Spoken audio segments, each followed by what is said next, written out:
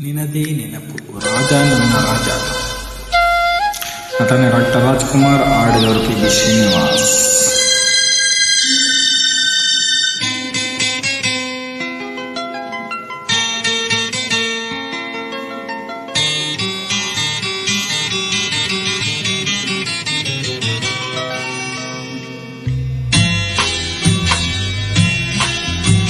ನಿನ್ನದೇ ನೆನಪು ದಿನವೂ ಮನದಲ್ಲಿ, ನೋಡುವ ಆಸೆಯು ತುಂಬಿದೆ ನನ್ನಲ್ಲಿ.